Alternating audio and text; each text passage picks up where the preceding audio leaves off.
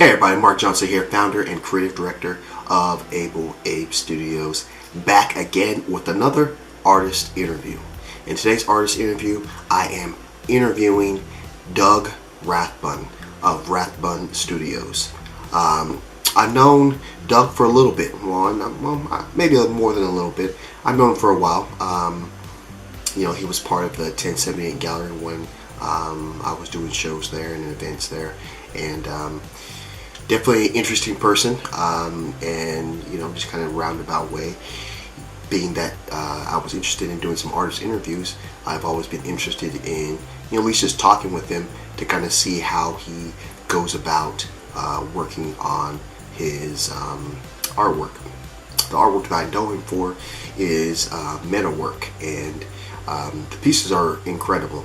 And just kind of being able to see them, what he posts on Facebook, and I think I've even gone to one of his gallery shows or group gallery shows, and I've seen the work there. So I kind of am familiar with his work, but I think the interview, as it is, has brought out a lot of stuff that I didn't know about him that was very interesting, that I would like to be able to share with you today. So without further ado, our interview with Doug Rathbun.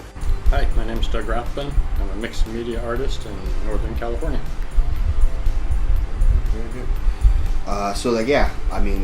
We've known each other for a while. It's been a little bit. Yeah. I kind of met you through just kind of doing stuff at the 1078 Gallery.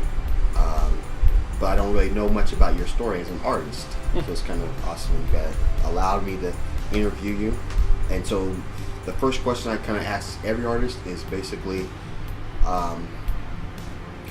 how did being an artist kind of shape your childhood? Did you, was it later in life that you realized that you were an artist, or maybe at a younger age, maybe you had parents that were involved?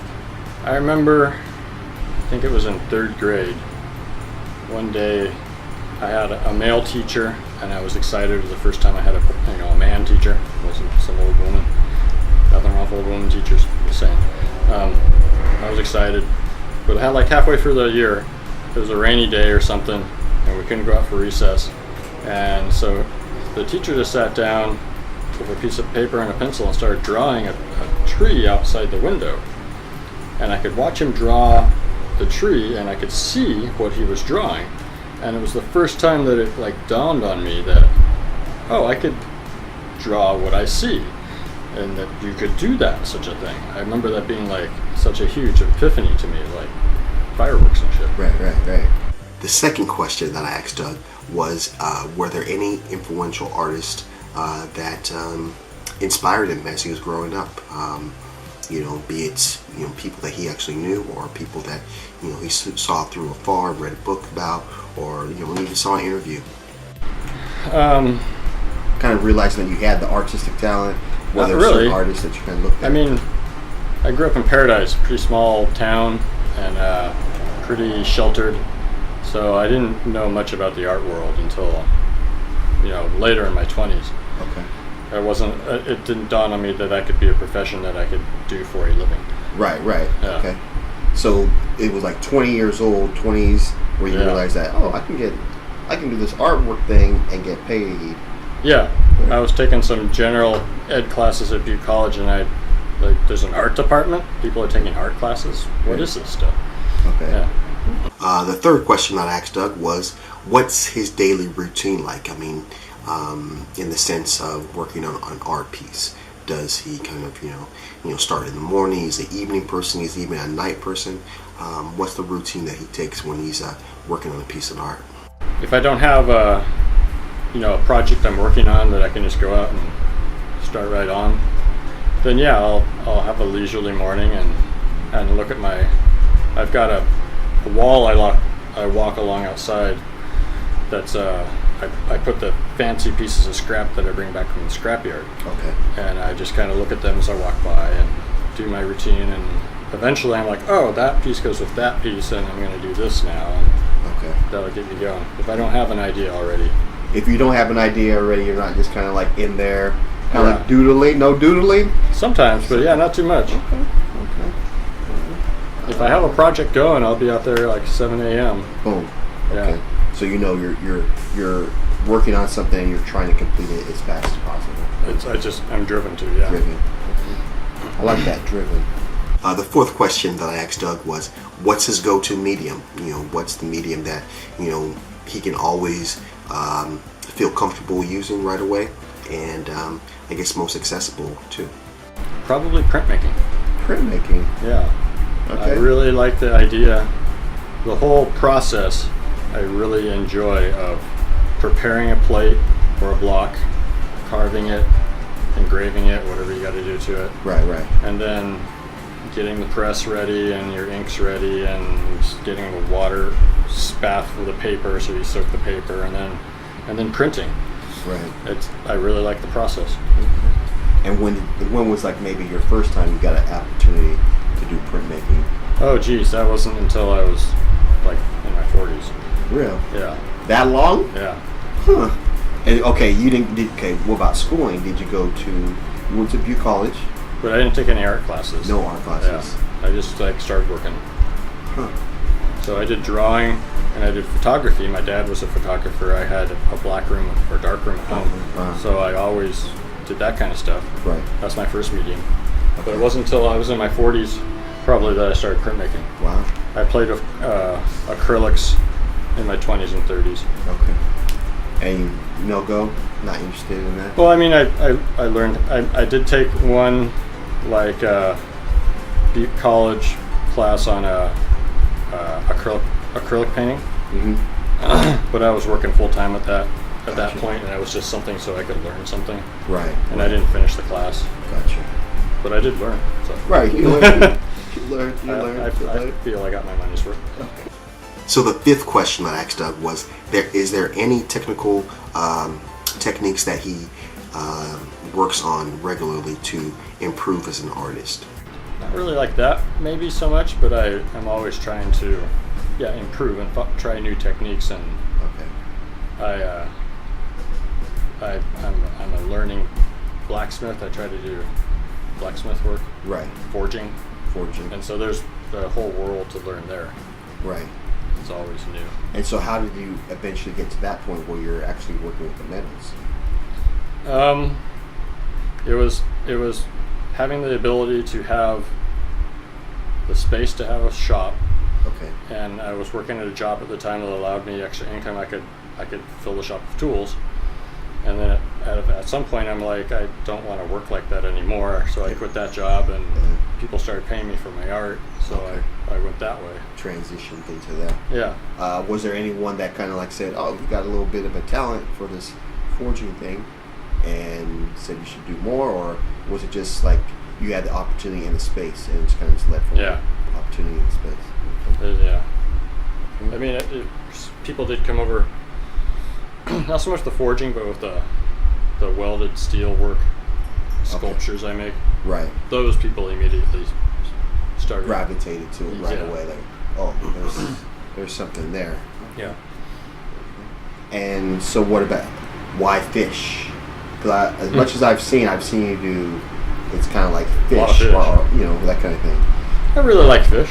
Okay. I always liked, Jacques Cousteau when I'm a little kid, watching him scuba dive and stuff. And I know you do other things, but I mean, I said fish, more the majority of what I've seen artwork wise is like the aquatic stuff. Yeah. I started doing rocket ships. Okay. And it started being a really simple thing that I figured I could take a tomato cage, and with a few snips and cuts and a few twists, it basically looks like a 50s style rocket ship. Okay. And I would paper mache them and put a lamp in it and hang it outside, and it was, that's fun. Nice. But it would melt in the wintertime in the rain. Okay. So about this same time I brought a welder home and I started playing with that again, and I'll just put like sheet metal over it. Because the fun is when it was paper mache, you get the strips of paper, but you get these little gaps where there's not so much paper and the light shines brighter through it. Like a ray. Made like these patterns, yeah. Okay. So I did the same kind of thing of steel. I just randomly put steel over it, so you still get light shining out of it. Okay. And those were fun. And I took them to a gallery here in Chico, and the lady said, "Those are lovely, but what else do you make?" And I was like, "Duh." So I went home and I thought about it, and I thought a fish is kind of like a rocket ship. It's a tube, and it's got fins on it. Okay. And Nice. so I started making fish. I like the process. So the sixth question I asked Doug is, what was his best experience as an artist? Maybe the Berlin show I did. Okay. An artist came to the 1078. Wow. And actually, it's the artist who was up for your show. The big round things, remember, against the wall? Yes. Yeah. Black and white. Yeah. And Okay. the man and the yin yang and all that. Uh-huh. That guy, Howard. I had one of my fish shows up at Avenue 9, Okay. and I helping him install his work. We got to talking. He saw one of my fish in my truck. He said, "That's great." I took him down and showed him that show. So you should bring this to my gallery in Berlin. Oh, Huh? What? don't kid about that, Howard. Right. Well, I ain't kidding. So I went over for 2 months in Berlin, Germany, and the first month I built my fish they really loved their artists in Berlin, in Germany, in Germany, period. They, what's it called, when the government puts money into it's, Stipend? kinda. Okay. They help with the arts. Okay. And so there's, they call So it, basically you got set up with a place to stay, a place to work, yeah, and create the artwork Yeah. for this coming show. and I did the show there. His gallery spot that he had bought in Berlin had used to be a smoked fish factory. Okay. So he's all, bring the fish back. It was kind of his thing. Okay. And it was really interesting. And you guys spent 2 weeks? 2 months. 2 months? Yeah. Took me a month to build the show. Oh yeah, I'm sure that took a lot of time. Because I couldn't afford to ship, crates of fish over there. Got you. And so you got scraps from Germany and worked with them there? I did. Okay. The place I ended up doing the work at it's like the government helps pay for it, so it's really cheap for artists to go and use. But Okay. you can rent a studio space basically. Right. And there's this one huge building that's super long, and it's divided up. And there's like the metal workers, there's the ceramics, there's the woodworkers, there's the stone workers, and you got overhead gantry cranes to go to your individual booth, and you got a welder there, and you got a table, and it's all set up. Right. And they go, "What do you want for steel?" The guy shows up on Monday. Order your steel. Come in Monday. We got hot and cold showers there. Right. Every day for lunch, they come by. "Hey, you're gonna have lunch today?" It's like €2, and you throw your euros in. The guy goes shopping, and he makes lunch there in the kitchen. And today we're having, Italian. And you meet all these artists from all over the world who are doing the same thing you're doing. Right. So it was really interesting. And are you still in touch with this person? Yeah.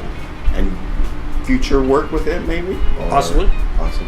Yep. Wow, that is pretty cool. Germany for 2 months to do artwork and then be able to be in a new show. To do a show. I didn't sell a single thing, but I still think it was like a best experience. And are the art pieces still there? Yes, they are. Wow. If they sold, would you get the price and the money? 50%. 50%, because basically That was his commission rate there for that gal.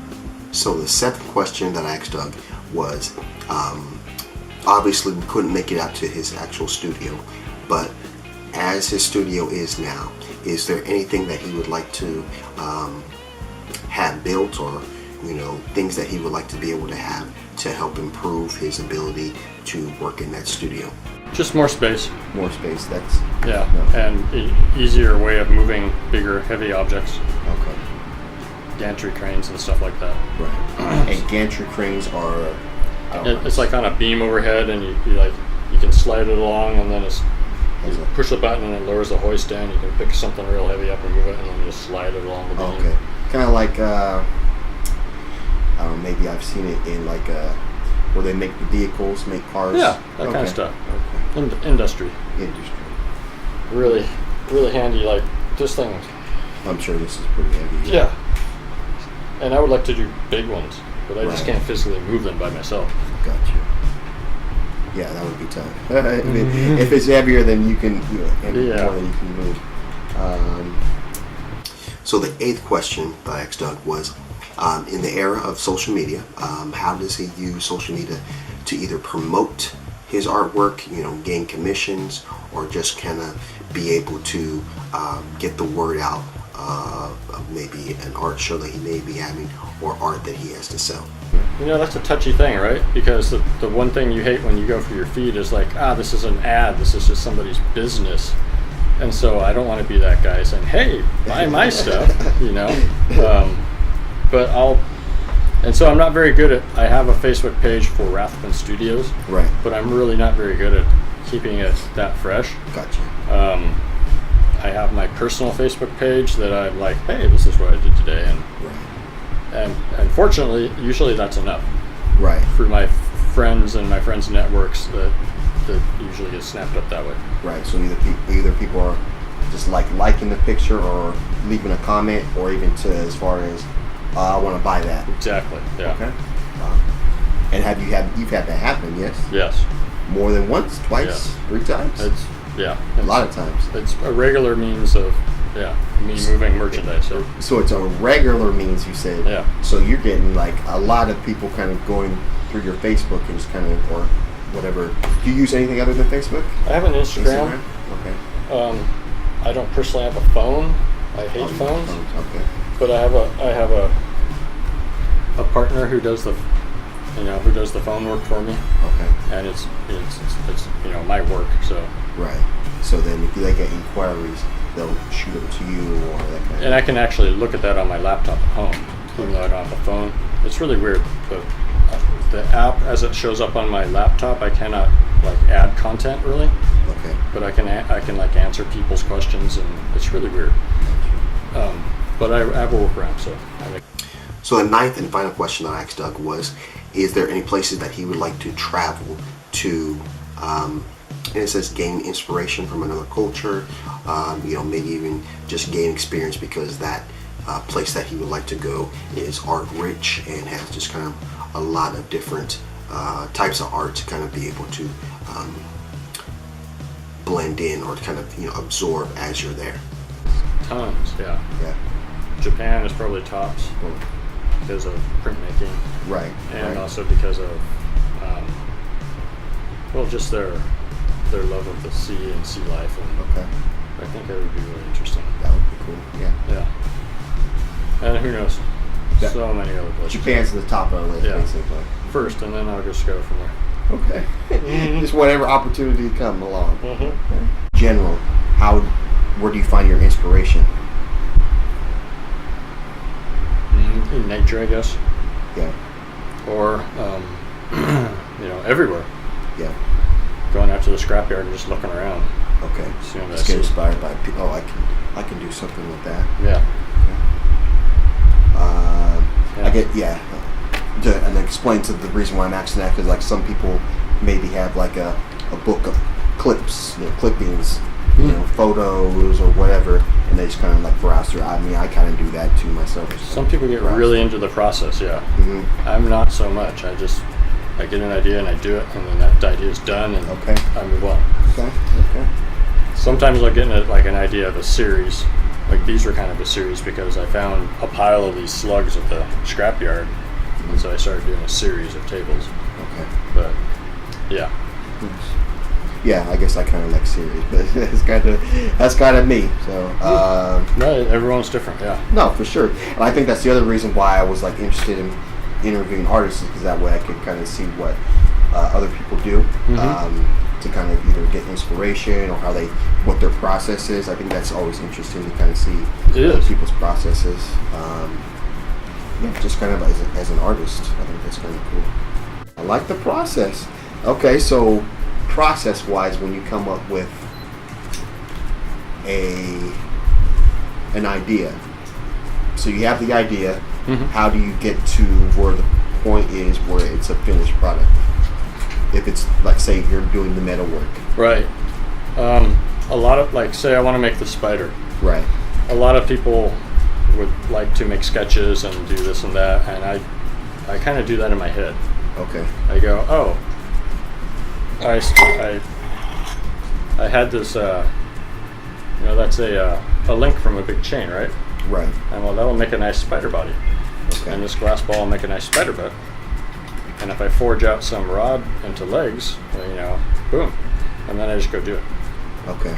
So no sketch work, no rough Generally draft.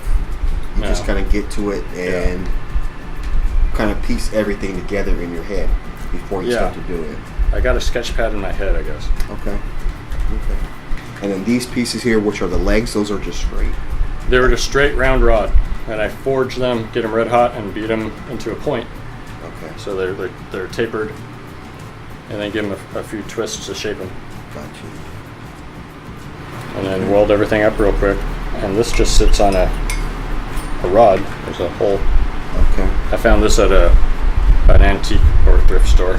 Wow. And that'll make a great spider ass. For sure. I like a black widow.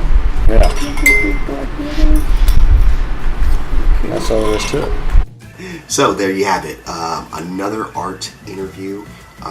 Again, I want to thank Doug Rathbun for interviewing with us. It was a great time. I think I learned a lot more about him as an artist than I kind of known before.